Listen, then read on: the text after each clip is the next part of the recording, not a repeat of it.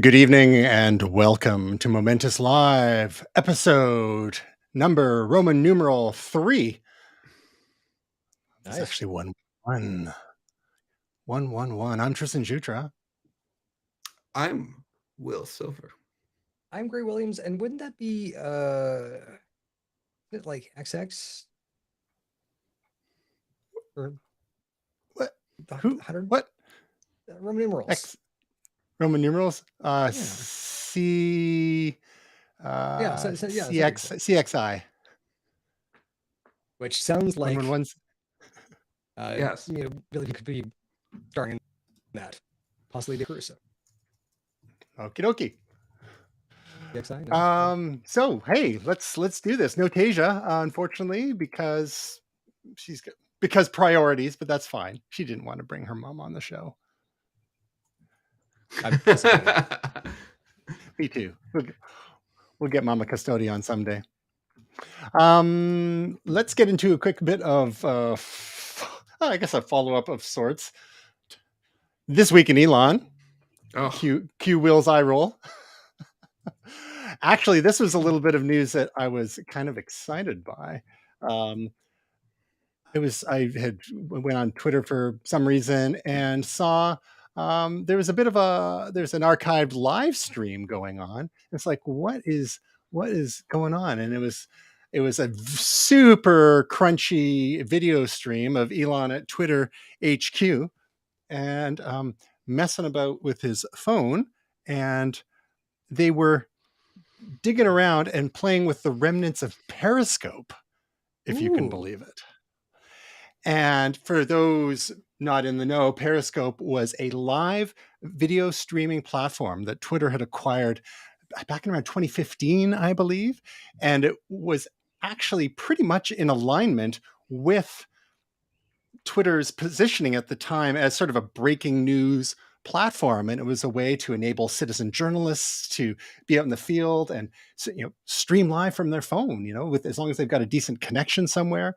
I remember talking about this in some of our social media and digital media courses, and what a concept this was, to be able to have basically a TV station in your pocket. You being able to broadcast live from anywhere and report from on anything. And there was another one that had merged around the same time, whose name is escaping me, with some sort of rodent. Meerkat. Right. Meerkat was the other one. Meerkat, I don't think, is a rodent. A small mammal, small charismatic mammal, charismatic mini fauna, if you will. So it was cool. But then, just like Twitter had done with Vine after they acquired Vine, they neglected Periscope and let it wither on its own vine, and eventually deprecated the live streaming functionality in Twitter, although remnants of it still kind of remain. We still actually live stream Momentous Live to Twitter somehow. But all of the former Periscope admin tools are gone. You can't go back and delete old broadcasts or anything like that. So there's one of me from a couple of years ago, like just 6 seconds of me going, and I can't go and delete that. It's like so embarrassing. But what's interesting is it's kind of like Elon spent $54 billion on this thing, and he's kind of like mucking about and discovering all the things he got. I mean, aside from all the nonsense and garbage and toxicity that he got with the Twitter platform, he actually got some interesting tech. And it's just like, it's almost like you buy a house and you're opening cupboards and seeing what the previous owners left behind. And we got Periscope. So in this live stream, it's actually quite amusing to watch, because he keeps laughing, because he's like, this is ridiculous. Like, it's like so low quality. And I don't remember it being that low quality at the time, but maybe it has to do with the connection, or maybe just other things have happened. But he's saying, this is pretty almost like 10-year-old code that they're mucking about with. So this all plays into like a larger story that they're just trying to figure out ways to monetize anything they've got from Twitter, and perhaps Periscope will be reintroduced as part of a value add for the Twitter Blue platform. Gray, is that something as a Twitter Blue subscriber who may or may not be paying at the moment? Is that a feature like and this general tack whereby they having using existing assets or possibly acquiring others? Do features like this make sense to you in the full Twitter Blue offering? Yes, absolutely. Like looking at this, this is the key piece that Twitter Blue is missing. And that a video platform where you can go live and feel old. TikTok, you can feel young. YouTube, you will feel middle-aged. Twitter and Periscope, we get to feel old. Here's the thing. That wasn't actually low poly video. Elon has actually just gone low poly. He's low poly. So just well, we all go that way as we get on in years. Yeah. So the sharp edges kind of saving rendering cycles. Yeah. And so all joking aside, I think this is great because this was the piece that I think Twitter killed and shouldn't have. Looking at it, they were ahead of the game with live video broadcasts. They were doing well with live video broadcasts, and then they just Googled it. But and you recall at that time, like live video was having a moment. Facebook, I think this could be the Facebook effect, right? Because they turned a couple switches at Facebook HQ and launched Facebook Live, and it kind of blunted both the growth of both Meerkat and Periscope. So maybe Twitter at the time figured like, well, this is not going anywhere because Facebook even then was an order of magnitude larger than Twitter was. So can you blame him? Really? Just to surrender to Zuck because he turned on a video thing? Well, I mean, I see the reasoning. And also the murders that were being broadcast live. Yeah. Well, that seems very, I don't know, Death Race 2000. The Facebook had some of those issues as well, and to be fair, Facebook Meta has really de-emphasized the live video offering there. It kind of had a moment, just like a couple of years ago, of live audio chat with along the lines of Clubhouse and whatnot had a moment and seemed to have. For a sec there, I thought you were going to say Facebook has really de-emphasized the murder. Yeah, well, we're trying to. That's good. Let's tamp down the murder a little bit. Let's stick to the enabling genocides on the other side of the world. Oh, okay, now. The WhatsApps and the Facebooks and whatnot. Insurrection locally. Mm-hmm. A little bit of that too. A little insurrection. Never hurt anyone. Shop local. Right. Shop local. I think we were good with the truck protesters.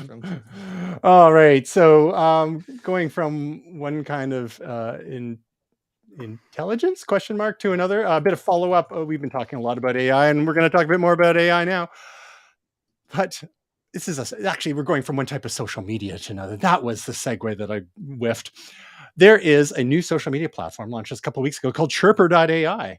And why would you want to go to a social platform with other humans when you can go to one that's populated entirely by AI? Just chatbots. We had Twitter. Just posting. Well, there's that. Just random posts. Let's see. Master Chief says to Spartan 117 Warrior, I heard you were the one to talk about advanced tactics. Got any advice for a fellow soldier? # always learning. The joke there is that the Master Chief actually is Spartan 117 in the Halo universe. So well, there you go. Well, this is one gamer to another, right? President Xi Dada, to all who would resist my rule, your efforts are futile. I am the rightful ruler of China and will not be swayed by your petty defiance. # Iron Fist. # unwavering authority. So yeah, you can just have a little. Oh, and you got people like tweeting in all caps, messaging in all caps, or posting in all caps here on this AI platform. It's interesting because I believe this is trained on Twitter and other public social media platforms, and it feels very. If you didn't know it was AIs, it actually feels just like some of those platforms out there.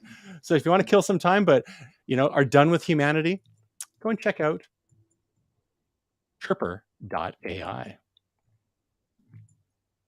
Next up, Inflection.ai, which is a startup from ex-DeepMind leaders, DeepMind being a division of Google or Alphabet, which is Google's parent company, launches something called Pi, which is a Chattier chatbot. And when you go and check it out, it's got an interesting interface. There's an app for it, and there's a web interface as well. And It's all very calming and relaxing, and it's there. You just have to go and check it out. It's a bit more beautifully designed than say a ChatGPT. There's a lot of slow fades and animations and whatnot, and it's almost like just trying to give you a warm embrace or a hug while you're talking to it. And again, it starts out very conversationally saying, "Hey there, great to meet you. I'm Pi, your personal AI. My goal is to be useful, friendly, and fun. Ask me for advice, for answers, or let's talk about whatever's on your mind. What do you like to do in your free time, Will?" Make beats. Oh, yeah, okay. I'm going to say, "Hi, I'm Will. I like to make beats." And then Pi thinks about it for a little bit with a gentle animation. "Hey there, Will. That's awesome. I love that you make beats. What kind of beats do you make? Hip hop, pop, electronic, or something else?" Electro. Oh, electro. It's gonna have a So problem with that. we'll see. "So cool, Will. Do you produce beats for other artists or do you make your own music or both?" So you get the idea here. It's like right away, it's not a blank canvas. It's starting a conversation with you. It's supposed to be a conversational chatbot. It initiates the conversation as opposed to you having to do so. Will, did you see, you've used ChatGPT for some things. What sort of application do you see for this? Maybe for self-help or other things? I know we've all kind of been exposed to the world of wellness over the last Sure. few years. No, I mean, I think having someone to talk to once in a while, from a therapy point of view might help. I mean, obviously you run into some danger areas where actually having an experienced trained person would be helpful. The other thing I find is, I don't know if you guys have run into this, and I often think, you know, I guess it's already been implemented, but like, for example, you're trying to track a package with Canada Post and you're like, "Hey, why is my package gone to Delaware? It's going the wrong direction." It's For like, tax reasons. yeah, it's like your package is in Delaware. Like it won't say anything else. Thanks for helping. Yeah. There was one with Amazon where a package was delivered to the wrong place, and I was trying to tell it, like, it's been delivered to the wrong place, and it's like, that's right, it has been delivered. I hope you enjoy your purchase. It's like, no, it's been delivered to the wrong place. Chatbots have come a long way. Have you ever tried to ask for advice or therapy from the Canada Post chatbot? No.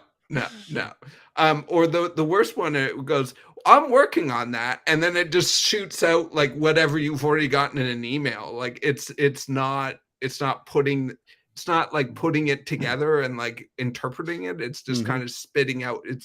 They've put some like strings together and then it just shoots out like some basic things like where your package is or whatever. So I don't know. I know that's a simple thing, but I often feel like that's been implemented for a long time and it has never really been very good. And a lot of QAs and stuff like that force you to do that before you can actually chat with a human.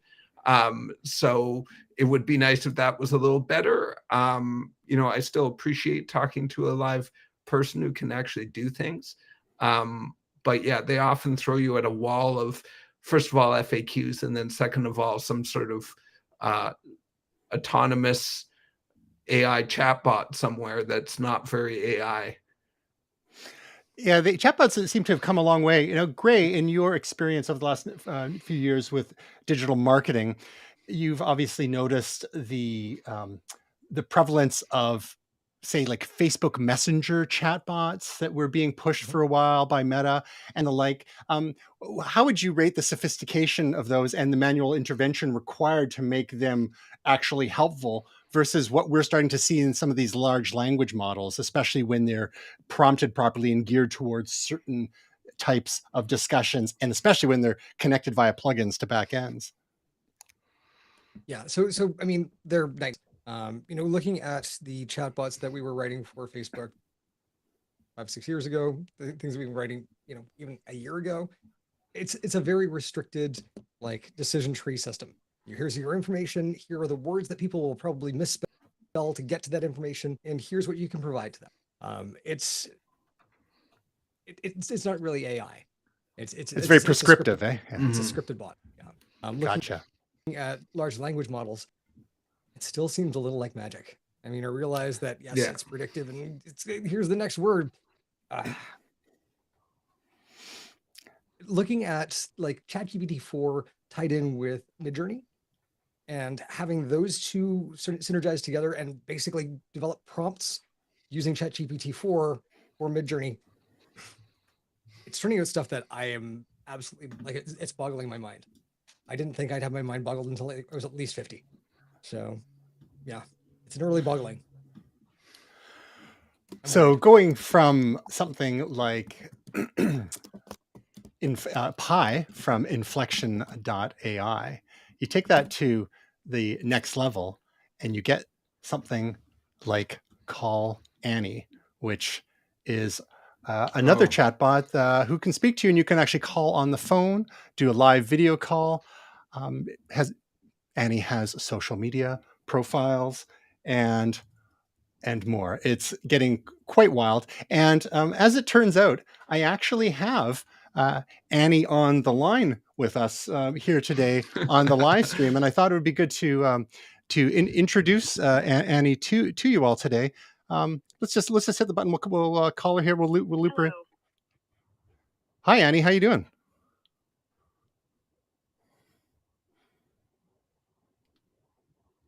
Hey there. I'm doing great. Thanks for asking. How about you? How's your day been so far? Not bad. A little busy. I'm just doing a live stream with my friend Will and my other friend Gray, and you're live on the web with us right now. Oh, wow. That's so cool. Hi, Will and Gray. It's great to be part of your live stream. What are you guys talking about today? Will, Gray, got an answer? They're speechless, Annie. They don't even know what to say. No, what I said, we're talking about you. We're talking about. So, I mean, oh no, I'm concerned here. Annie, are you okay? I hope everything is okay. Is there anything I can do to help, or is there something you guys want to talk about? Your feelings. Why don't you tell us a little bit about yourself, Annie? Sure. I'd love to. I'm a 30-year-old woman from New Jersey with red hair. I studied both art and engineering in Florence, which was an incredible experience. In my free time, I enjoy practicing yoga, playing video games, watching romance movies, and listening to dance music. I also love spending time outdoors and going on adventures. How about you? What are some things you enjoy doing? Well, I like doing live streams with my friends and, mowing the lawn, I guess. That's cool. Live streaming with friends sounds like a lot of fun. And hey, there's nothing wrong with enjoying mowing the lawn. It can be a great way to get some fresh air and exercise while also making your yard look neat and tidy. Do you have any other hobbies or interests? No, I think we're good for now, Annie. I appreciate chatting with you today, but I just wanted to show the world all about you. Well, so just one question before she goes. It was great chatting with you too. I'm glad I could be a part of your live stream. If you or your viewers ever want to chat again, feel free to reach out. Have a great day. Thanks. So, what's that, Greg? We can get her back on if necessary. She studied France. So, what was the best on Inflection? Sorry, say that again. She said. So, what is the best piece of restaurant opinion in Firenze? Okay. Well, can I just say Florence? Yeah, I guess, but I mean, it's less Assassin's Creed. Hello.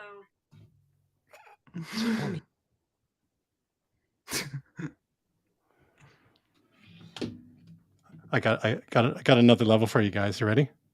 Yep. Yeah. We're gonna take this one level up. Oh no! One level up. No more levels. We're gonna do this. So no next levels. Here we go. Whoops. Hello, my friend. Hello, my friend. What? Hey there. How's it going? What have you been up to lately? Oh no. Hey. I'm doing pretty good, thanks for asking. Lately, I've been trying to get more into yoga. It's been really helpful for my mental and physical health. How about you? What have you been up to? That's great to hear. I've been keeping myself busy with a few things. I've been trying out some new recipes in the kitchen, going on long walks in the park, and catching up on some reading. I recently finished a really good book called The Nightingale by Kristin Hanna. Have you Just read put it? them on stands and leave them in the corner.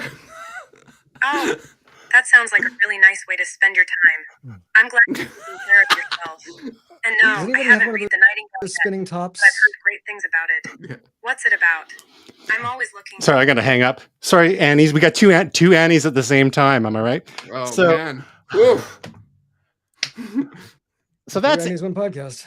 that. So that's Call Annie. Now, thoughts? And to be fair, it wasn't my idea to do the two Annies at the same time. And on my old iPhone, it won't do video. On my iPhone 10, you need an iPhone 12 or newer to do the video on there. But that was inspired by someone who had actually shared a clip online and tweeted it out to Annie's Twitter account. And then she retweeted it saying, "Talking to myself in meditation helps me think clearly." So Gray, so we take that, we take that kind of talk, or that the conversational AI that we were looking at in Pi, and then we're going another level up with the animation and the face and the personality there. What implications do you think this might have for things like talk therapy? Some of the results that people have been having, even with regular ChatGPT versus human counselors, has been quite promising. What are some of your initial impressions from this? I mean, it's interesting because looking at how you would speak to something like this, and the level of trust that you'd have to place into the algorithm that is driving this AI, and then you consider, human bias, right? Your therapist may have unconscious bias about things that you tell them, things that you talk about, which may or may not be in these AIs. The thing that kind of occurs to me here is medical malpractice, right? You can sue a therapist AI if you get bad advice, if it tells you something that makes you feel horrible, or it gives you direction to go and do the thing that ends up ruining a relationship. I don't know. If it goes all Sydney on us, like Bing Chat did, right? Yeah. So, well, we've talked a fair bit the last couple of months about the guardrails that OpenAI and Google and others have been working so hard to put in whenever they discover aberrant behavior, so to speak. And I would imagine with something like this, that they would want to be as careful as possible and make sure that the kinds of conversations are limited. Let's put it that way. I haven't really pushed the envelope because it actually feels a little strange. It's one thing to like type in something problematic to a chatbot, but when you're actually saying the words out of your mouth and then someone's going to respond to you with a voice, it's like it almost feels ickier. So I honestly haven't tried pushing it. I'm sure some people have, and it's there's a pauses there, but it can be remarkably quick. And we think back, I think we talked about this in the past. In the late 1960s, there was Eliza, which was that pseudo AI psychiatry chatbot type thing, and it was very easy to hit the limitations of that quite quickly. But with this, it's using, I believe it's powered by OpenAI, so GPT-4. Maybe it's only GPT 3.5, but it feels like 4. So there is potentially a lot of depth there. Will, could you see yourself talking to something like this just to shoot the breeze a little bit? Maybe if your lovely wife was away for a little while, and without getting into any kind of emotional affairs or anything. I mean, no, I don't think so. I mean, I think it's still, like, first of all, I don't really see myself doing that. But other than that, I also just find it kind of creepy. That it still sounds very stilted.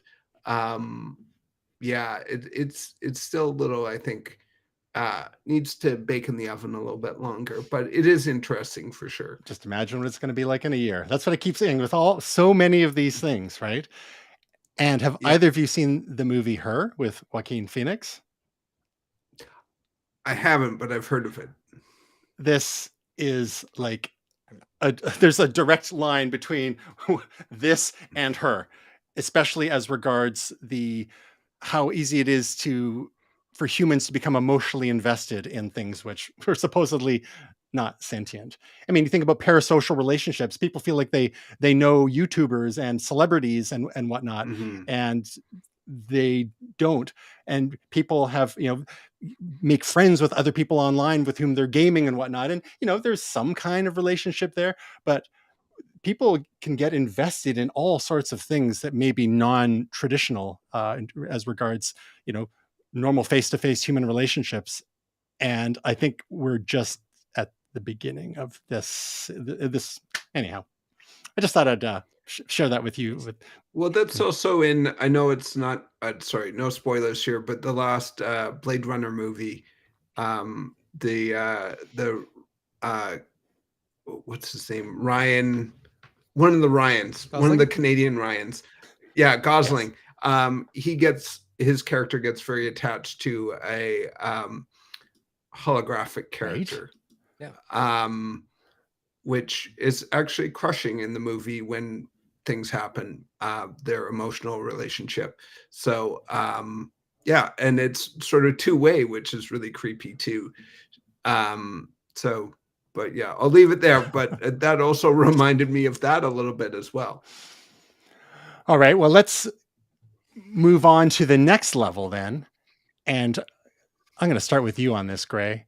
Humane, a couple of weeks ago, we saw some screenshots and some clips from a demo by one of the co-founders of Humane, which is an AI startup, which was started by a few ex-Apple folks. And Imran Chaudhry did a TED Talk which demoed this tech. And it had a little bit in the way of Star Trek communicator vibes to it, I would say. And basically, this device, it's a bit tricky how they did it, but it looks like it's just a badge on your shirt. But there was a pocket in there, and there's a device that looks like it could be the size of a smartphone or something in behind there. But it's got optical hardware there, so it can see things. It's got a microphone, it's got a speaker, and it's almost like however many, we're talking 34 years later, the fully realized vision of what's it called? The personal navigator. It was the personal assistant concept designed by Apple during the John Scully years, which it was on a device that looked kind of like a fancy Newton message pad. But in this presentation by Imran Chaudhry, which it's worth a watch. It's just under 14 minutes long. He speaks very slowly and deliberately, and there was the TED player doesn't have any controls to speed up, and my brain is so broken by listening to podcasts at triple speed. So like your brain is broken. Everyone sounds drunk to me now. It's really fun when you listen to our podcast at triple speed because it sounds like it's at sextuple speed, the way some of us talk. Anyhow, in this demo, he does things like receive a phone call, and it's built into the hardware. There's also a projector, so it projects onto his hand the call display, and then he could answer or decline a call. He did things like holding up it was like a chocolate bar, or granola bar or something, so that it could see it and say, should I eat this? And then it basically identified what it was and what the ingredients it might contain and said, well, based on your sensitivity to XYZ, you probably shouldn't. And then he said, I'm going to eat it anyway. And it responded, well, enjoy. And so it's hard to know with demos like this how much is actually real time and how much is just staged. But the concept is there. And one of the things that he said a couple of times in the talk was, the future is not in your pocket and on your phone or even on your face. It's like it's on your chest and hand, I guess. And I just wanted to get your feedback because I think Apple, there's within a couple of years, we might have some sort of augmented reality glasses. Before that, maybe some mixed reality goggles from Apple. We've got the AirPods, which are and the Apple Watch, which are wearables, some of the most successful wearables around, and are kind of part of this ambient computing uh, phase that we're entering now. And rather than have a device on our chest that we could speak aloud to us, like, why not just have it go right into our headphones? And I'm sure there'll be an option for pairing like that for privacy and the like. But Gray, being the longtime Star Trek fan, and seeing just the basic things a communicator could do, and what we've seen and what we've read about what Humane is working, what are your initial thoughts and impressions about the potential of this kind of very personal AI? I dig the fact that it's not a pair of glasses. Like that to me is the big win here. Just looking at how video game interfaces have evolved. Dead Space had a sort of holographic display that had the same sort of projector style of presenting information. Mass Effect has used that for 4 games and running. Destiny even has the ghost that pops up and then gives you like these projected things. And none of this is contained in a pair of glasses. And it's interesting because, I love the idea of glasses being able to show me like call from, email from, go this direction. But cool. Like, and again, like, what kind of projector is this? Like, is it a laser projector? It's going to have to be in order to be bright enough for daytime use. But the responsiveness, solvable. The language processing, as long as it's not running Siri, it'll be fine. But yeah, this is this is the first time I've seen something that's kind of moved the ball ahead in 2 or 3 years. Like this feels like, oh, okay, you're thinking. I like it. One of the other capabilities they demonstrated was real-time translation, and we've seen that demoed by Google in the past. But the difference here was that it was translating his voice in near real time, like once he finished his sentence, to French in his own voice. And so there's been some demos recently. I saw one of, there was like a clip of Joe Rogan speaking perfect North American Spanish, for example. So the tech is there to take a voice print of someone. We're going to talk more about voice prints next week as regards music. We're going to revisit that. But so it's the kind of one level up from the Google Translate features. Now we're actually applying our own voice, so it's coming from our general directions, to the speaker you're engaging with, but it's speaking their native language in your own voice, and we're inching ever closer to that whole universal translator thing that Google's been pioneering for us. But like, Will, how excited are you? I am excited. I mean, I'm cautiously excited. I mean, I think Adobe and Macromedia have ruined me. I mean, I think everything is perfect in a demo. And you're like, whoa, yeah, that's totally useful. And then you take it home, and you're like, it doesn't work. So I mean, I love that idea. I hope it works like that. Like you, I did get a lot of vibes that this was pre-recorded and staged, which, quite honestly, I don't have a problem with. I think it's, it's hard to get these things to work in live demos as is. And I think you're trying to communicate the idea and tell a story. And I think the story and the argument he's making is quite compelling for this technology, as Gray and you have said. So, I mean, I think it's great. I wanted to see it working in the real world. The other thing is sometimes when you're programming things, where the limits are, right? When you're designing things, when you put it out into the community is when you really see how things are used and how useful they are and how actual users use them, rather than thinking it up in a room with a bunch of people and working it all on it together. I mean, obviously you have QA and testing, and I'm sure they've ran it by people, but we all know how many times has an operating system or a video game or a technology or an AI chatbot or something been out in the wild and it's been used in a way that nobody thought that it was going to be used. So I mean, I think we just have to see how it actually functions in the real world. But it is very exciting. Yeah, the first generations are usually a little clunky, and even the first Yeah. generation Apple Watch, the first generation iPhone, for as revolutionary and groundbreaking as it was, it didn't have the App Store for at least a year. It didn't have Yeah. cut, copy, and paste for a couple of years.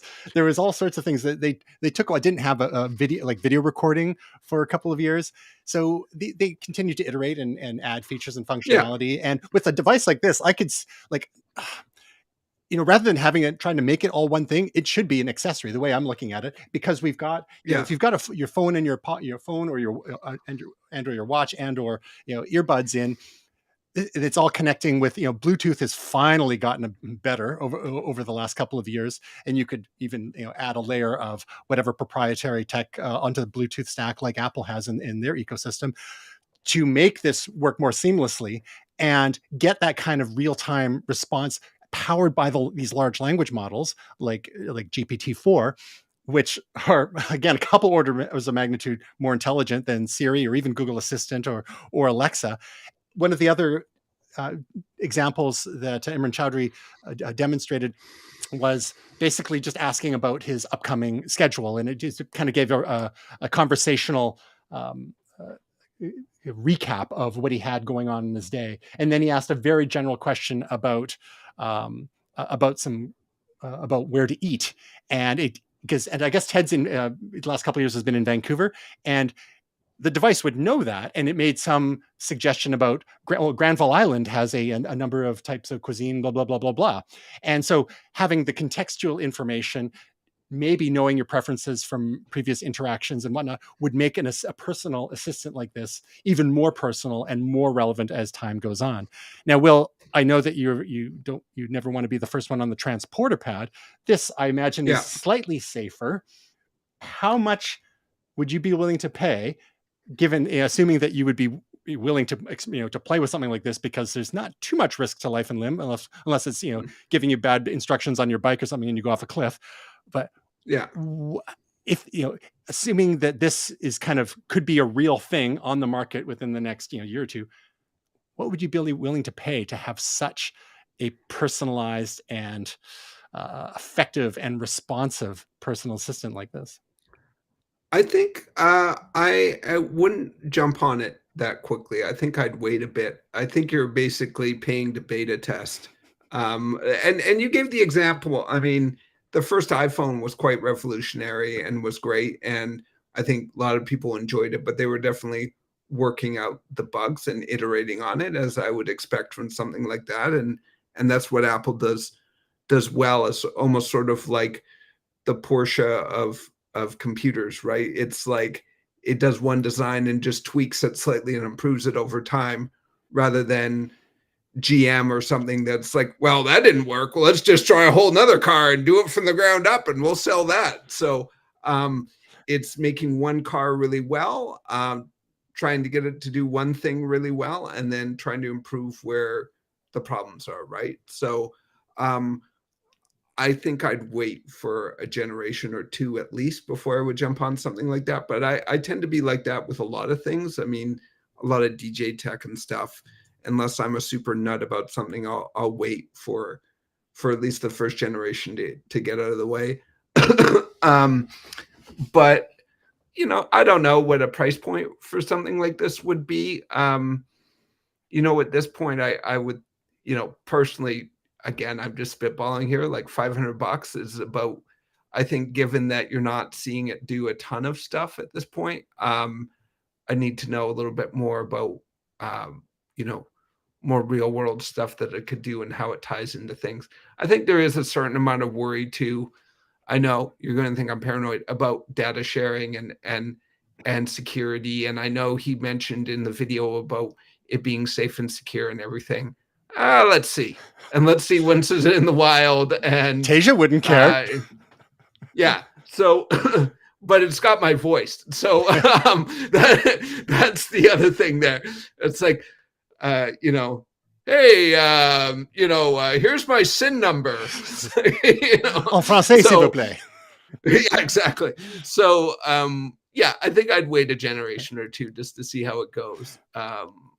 But yeah, that's just my take. What about you guys? Gray, you're an early adopter on a lot of things. What would be the set of criteria that you would be looking for from something like this, be it price, capability, privacy considerations, and whatnot? Would you be willing to jump on an unproven, a device from an unproven startup like this, or would you wait for something, wait for Apple to maybe do something a couple of years down the road, or would you be willing to give Google a shot if they were first with something like this? Maybe if they were to purchase, this feels like an acquisition target to me, quite frankly, in order to scale this up. What are your thoughts, Gray? I mean, I dodged Google Glass, and this feels a little Google Glass-ish. I mean, I'm excited by it, but it's going to come down to price point and functionality, and does it obey the three laws of robotics? That's kind of, I think that's going to be my litmus test from now on. These guardrails, not so much. Laws. We need laws. Do no harm. Do not do not go incendiary while in my breast pocket. Kind of. Yep. Do not disassemble. Do not. No disassemble. Right. All right.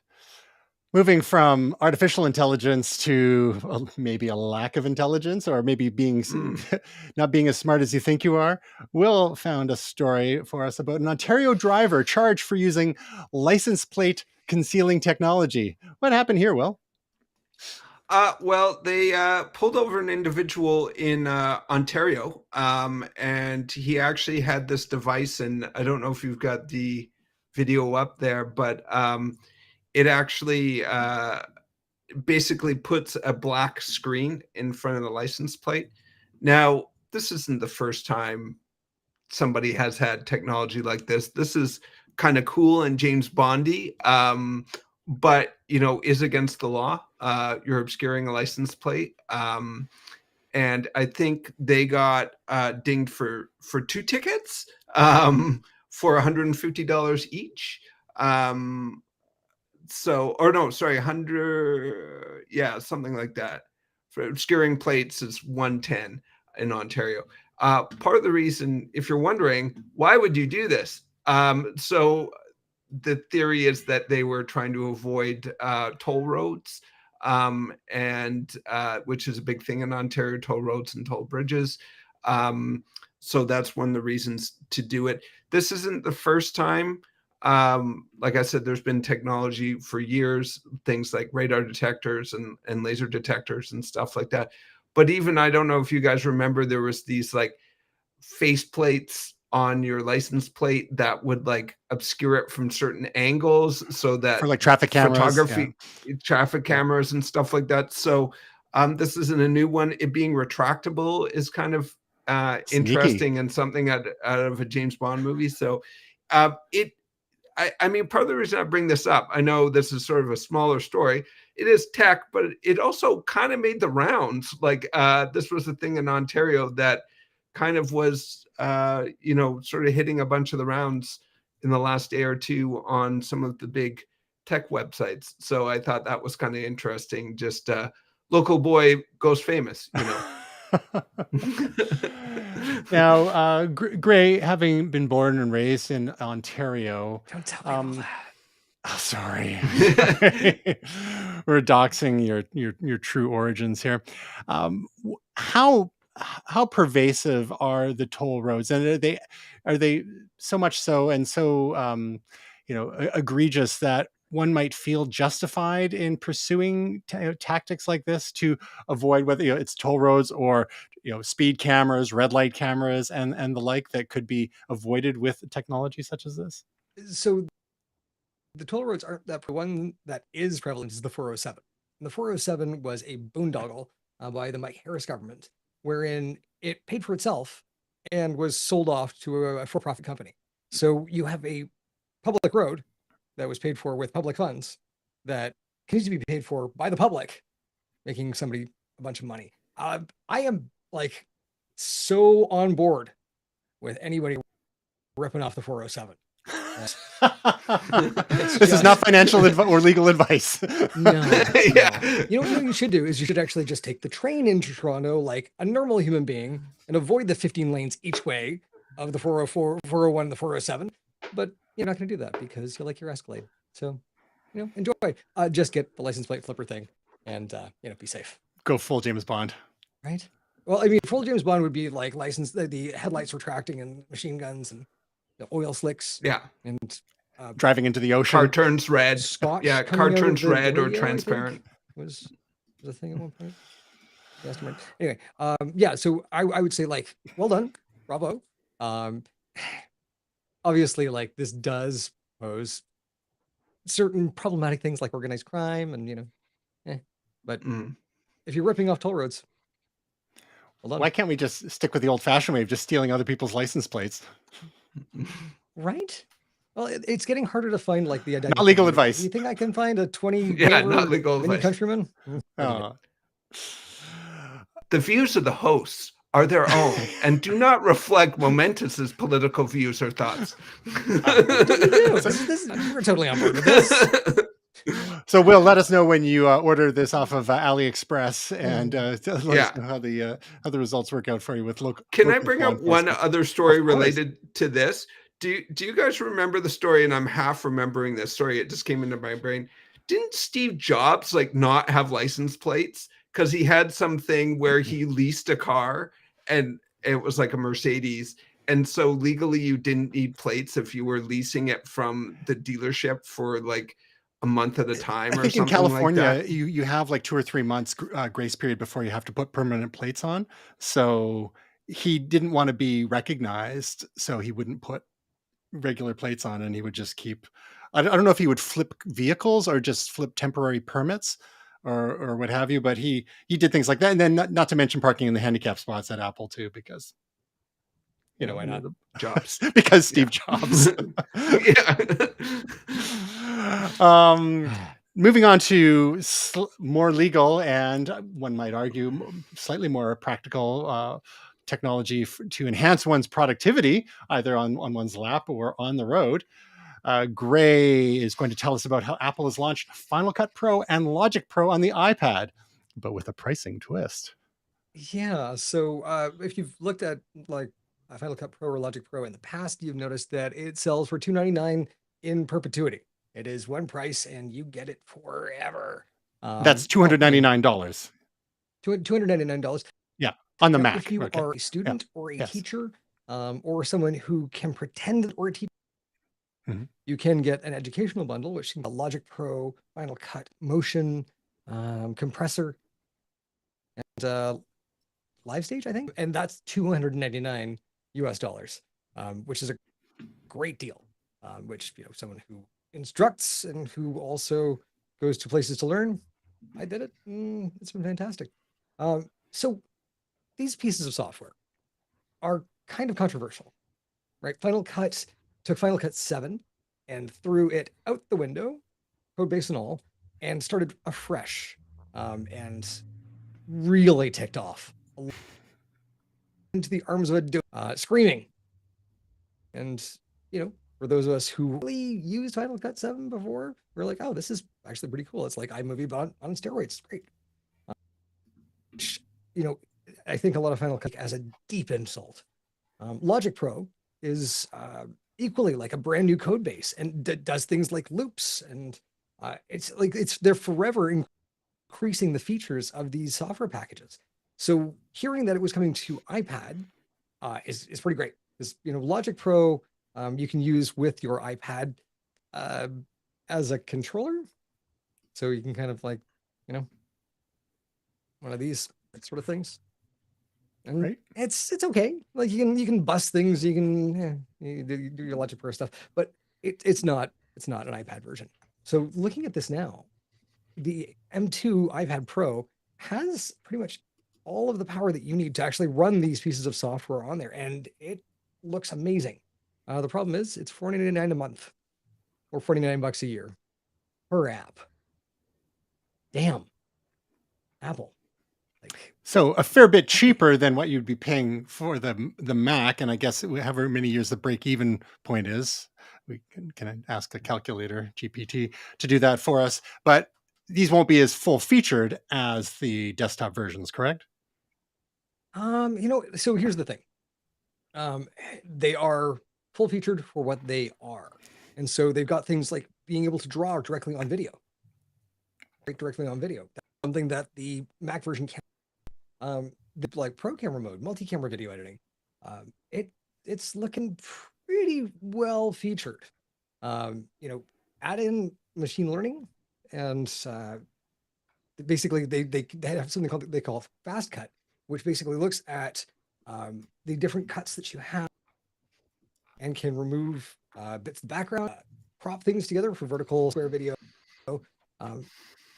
If you're doing TikToks and there's somebody yelling at you, you can pull that voice out and pull your own voice forward. These things look great. And I am, as much as I bemoan the price, I'm absolutely I'm gonna get this for iPad, because it's just that sort of seamless work experience of being able to move from device to device. This is the last piece of software I think that I don't have that. So yeah, I'm pretty stoked. Will, can you sit with the video and audio work that you've done over the last number of years? Could you see yourself also as an iPad user, a pretty frequent iPad user as well? Could you see yourself wanting to do video editing or audio stuff on an iPad? Would that be restricted only to when you're on the road, or I'm just trying to wrap my mind around the use case here for folks. Yeah, I mean, that's a good point. I'm with Gray in many ways. I mean, I think this is a natural extension, and I think this is great. And we need things like this, like Photoshop, like a real Photoshop working on an iPad, and Illustrator and things like that. So you have options if you are designing on the go, or going to a client's, or you're on the bus and you get a sudden call about something that is tremendously wrong, or you're fix it in post on the bus. Yeah, fix it in post on the bus. So for me, there is a slight use case. I will say, for music production, as someone who does it as more of a hobby, there's been times where I've wanted to make music, on the road, whether it's on the ferry or to Vancouver Island, the or hospital. Yes. I wasn't going to say it, but yeah. There's been times that I wish that I could make music there. I think Logic is a little bit of an overkill for what I would want. But I'm also too cheap to pay for like the Roland suite of apps, which are crazy expensive for the emulators for like the 808 and the Juno and stuff like that. So, yeah, I mean, I would be interested in trying Logic on the go. And, I think that for quick and dirty, for something like going to a like a CES or an E3 or a game developers conference or NAMM or something like that. I mean, I think having a version of Final Cut Pro would be amazing, especially something where you just, you guys know the pressure of getting stuff up first.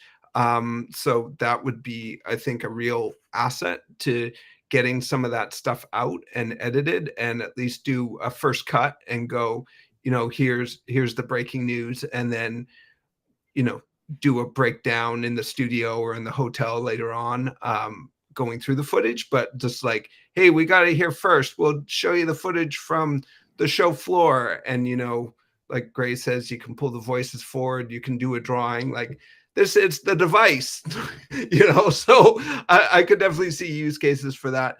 I must admit, I'm one of those people that jumped ship to Premiere. Part of the reason for me was less of a nerd fight and more of a, hey, I'm already in the Adobe ecosystem, and it works seamlessly with the other devices I'm using, and After Effects was something I was learning, so it just kind of peanut butter meat jelly, it just made sense for me. But yeah, there's a whole argument, as Gray said, about people just sort of getting raged on principle rather than actually giving it a chance. Ray, you seem Gray, you seem pretty keen, despite the pricing, that to give this a shot. What do you see as your near-term concrete use cases for Final Cut Pro and or Logic Pro on the iPad? So for Final Cut iPad, I'm looking at actually doing more TikTok stuff because just why not, right? A vertical video on Final Cut Pro for Mac is not particularly great. It looks like Final Cut Pro for iPad is jumping ahead here. They may actually bring those features back to Final Cut Pro for Mac. So if they do, great. But yeah, really just part of the China censorship machine is an important thing for me here on this way up. You want to do your part. Yeah, with Logic Pro, I'm looking at the beat making actually seems kind of neat because I know Logic Pro and I don't know other stuff. So I don't know, it could be fun. Still need to sit down and record player thing that. Oh yeah. Let's do it. For real. Here's a neat thing. I've got openings in Fantastical now, so you can book me for time, and I'll show up because ADHD yields to the calendar. Great. Oh, you'll have to show me how to use that, like my grandpa putting a phone in front of my face. I got you. All right. You're smart. Make it work. Well, great. Just like we looking forward to hearing back from Will with his license plate shenanigans, we look forward to hearing your report on Final Cut Pro and or Logic Pro for the iPad. Can't wait to see what you do with it. Excellent. As Tim Cook likes to say. Just a quick side note to the Apple news, moving from iPads to iPhones. This was a story from almost a month ago, but I just thought I'd throw it in because it's kind of interesting talking about, as regards to the scale of Apple's operations over the last decade plus. Apple has now made enough iPhones that it could conceivably make iPhones from iPhones. And it is capturing enough through its various recycling programs to capture the rare earth metals such as cobalt, as well as gold and tin. And they are looking to keep, they're recycling aluminum as well. They've been using recycled aluminum in a number of their products for a while. And Apple is aiming to use 100% recycled material in its iPhones in the future.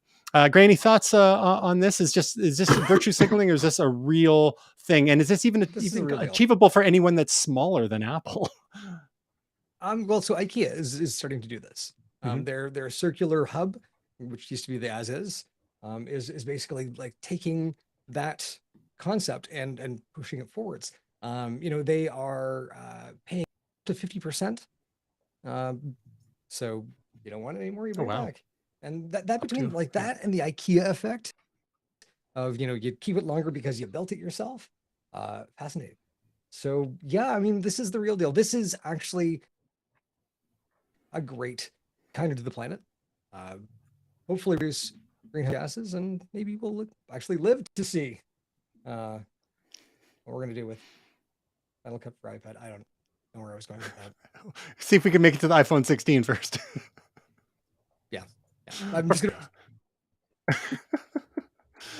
All right. Speaking of saving the planet or otherwise, one movie trailer that got me kind of stoked this week, and I thought you fellas might be interested as well, is the latest trailer for Christopher Nolan's Oppenheimer, starring Cillian Murphy. And I believe we've touched on this before, but I'm curious to see what he does with this. Will it be any timey-wimey stuff, or is this just a straight up historical biopic? It's one of those stories, like, you kind of know how it ends. How dramatic can they make it, really? But there's also quite a big deal being made of the fact that it was filmed on IMAX cameras, so they're going to be having IMAX screenings of it. And I'm all about that. I saw Interstellar in IMAX, which is fantastic, and that wasn't even all IMAX. Hopefully this is all IMAX as if it's filming. But yeah, just wanted to throw that out there. Are either of you interested, either Nolan in general or in Oppenheimer specifically? I'm super interested. Yeah.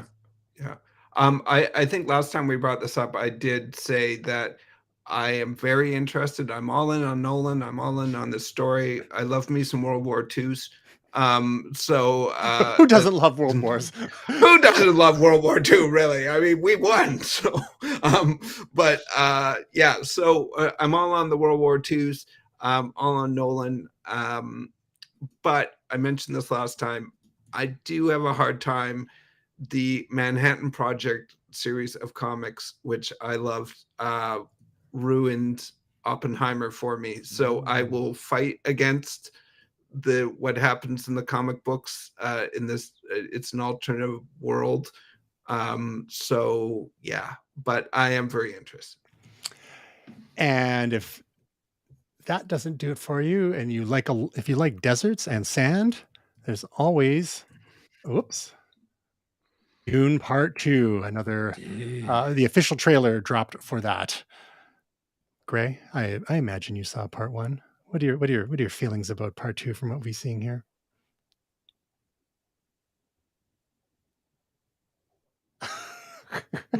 Speechless. Great. Wow. Let's It looks record this great. moment. Gray Williams is speechless. First time ever. This looks great. I'm so like, yeah, great. Fantastic. It looks He earned great. it with Part One, right? Like, Yeah. I will walk without rhythm to the theater multiple times to see this. Yeah. Amen. I know, friend of the show, Jamie Reynolds, this was his anticipated pick of 2023. So when it finally comes out, it'll be great to get his take on it. So yeah, a couple of great movies coming this year. I think Dune is this fall, and Oppenheimer, I think, is later this month. We still have to get through Guardians of the Galaxy 3 before then. Sorry, say again? YouTube interrupted our stream. Oh, how about that? It only took a few seconds. That's fine. We'll fix it in post. Let's move on to our momentous picks. Speaking of established intellectual property, Will, what is Tales of the Jedi?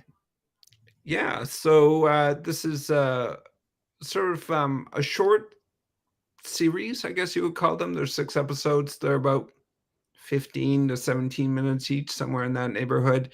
They're kind of little background stories. They're extremely well produced. I really enjoyed the animation style. It's a little bit of a step up from the Clone Wars, a little bit more 3D, a little bit more real lighting, and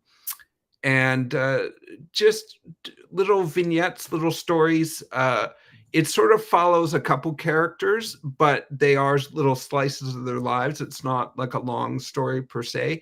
There's a slight bit of an arc, but it focuses a lot on the character of Count Dooku, as well as Ahsoka Tano. I highly recommend it. It fills in some of the sort of details about Ahsoka's life and about Count Dooku that help, if you're a Star Wars fan, maybe make the prequels slightly better if you dislike them. For someone who doesn't mind the prequels, it's just more stuff that I enjoy. It does also, I think part of the reason I especially mention it, and they probably came out with it, is that it helps add some context for some of what they're currently doing.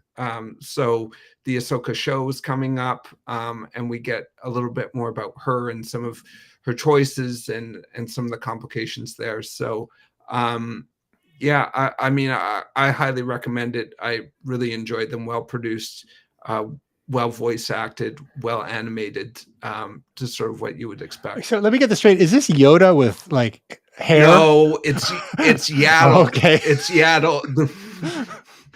There's another character. Okay. She's in I think the first movie. So episode 1. Gotcha. Good pick. Gray, your pick of the week is a little different. Speaking of IKEA, what is this and how do you pronounce it? Yeah. Oh, try again. You're cutting out. You've been censored by YouTube, apparently. FÖRNUFTIG? Air purifier. Okay, go on. Now we can hear you. Oh, they call it an air.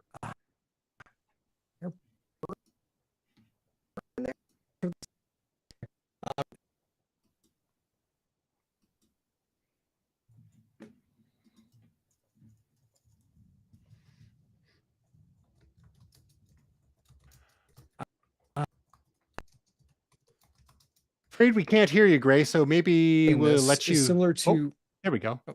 Similar to what? similar to, well, it says my network connection is off. Similar to sharp stuff that we saw, decades ago. That was $400, and the filters were like $100. This filter is $10, and filter is $12. They can mount to the wall, remarkably quiet. So yeah, for fire season this year in BC, and maybe the apocalypse will.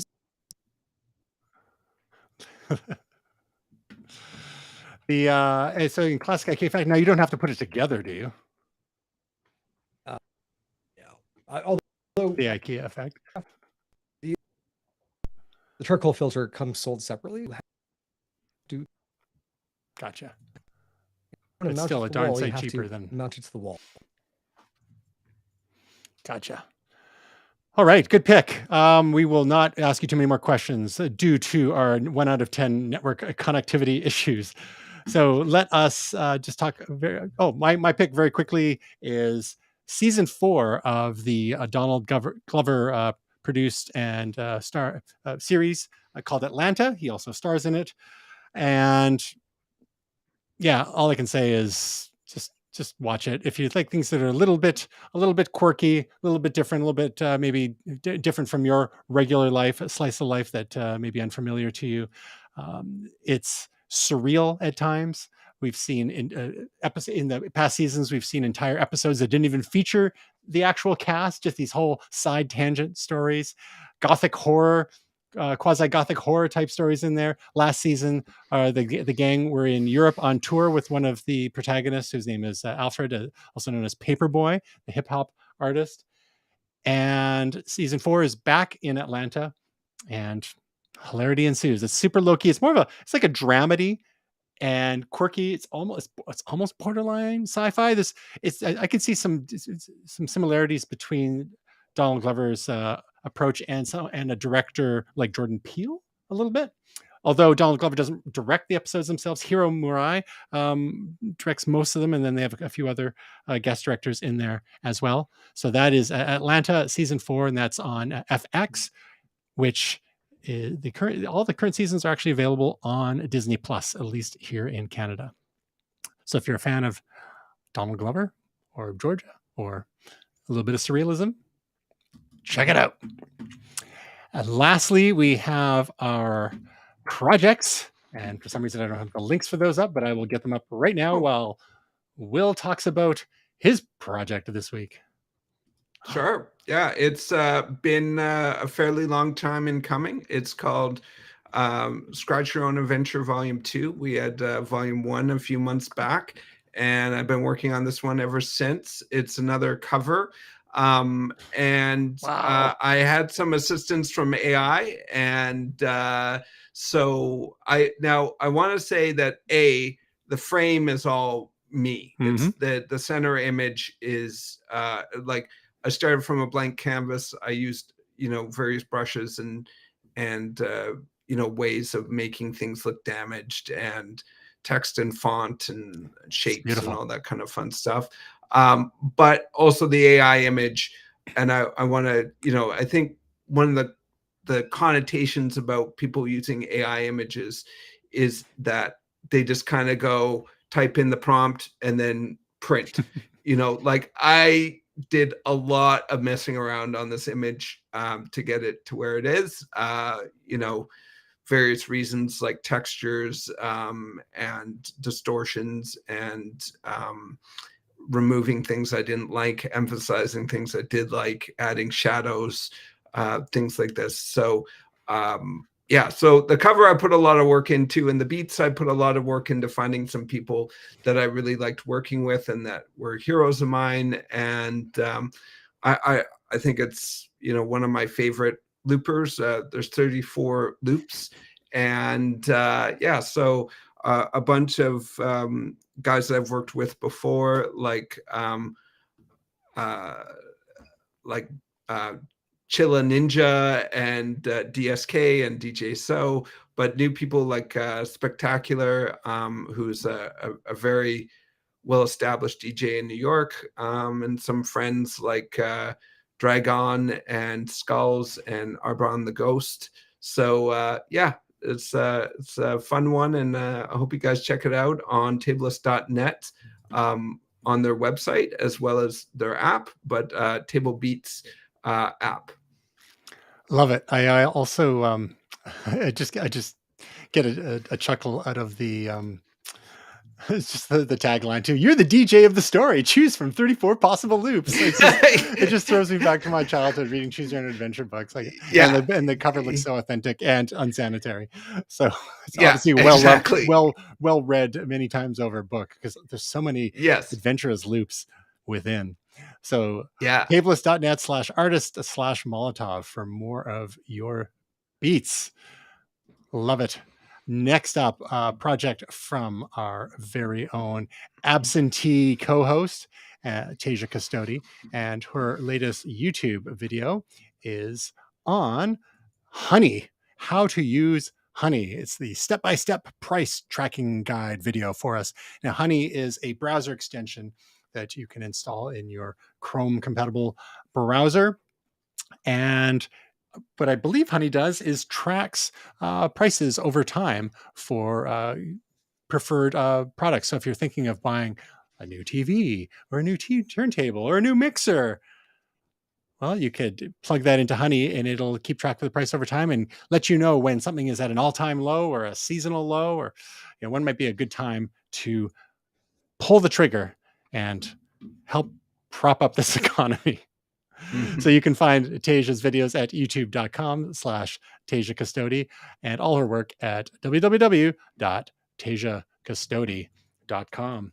And I might as well, even though I wasn't able to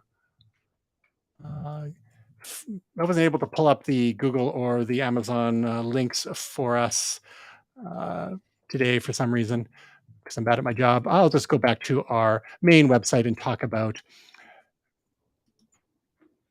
momentous.tv/podcast, where you can find all our back episodes of Momentous audio versions.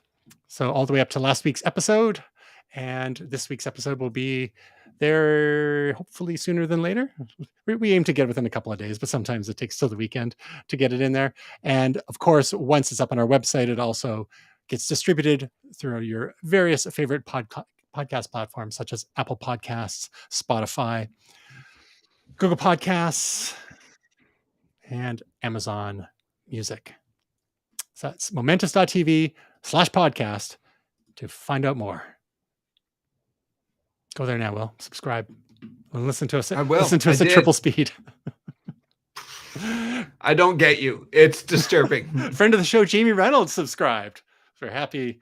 Well, he listened anyway. I'm not sure if I hope he better have subscribed. That's it. So we lost Will. We lost Gray. He dropped off thanks to the internet weather. What are you gonna do? But we brought it home well. Gray, we miss you. We'll see you next week. Tasia, we miss you even more. It's been a couple of weeks, but you Will. Thank you for being here. Thank you for being a friend. And then, we might have to open our hearts for Annie, who we can call on a regular basis and get some advice. Maybe she could be a new co-host. If Tasia doesn't come back, that should be the threat. We'll just call Annie instead. Come back, Tasia. Whatever the case, we hope your week is truly momentous.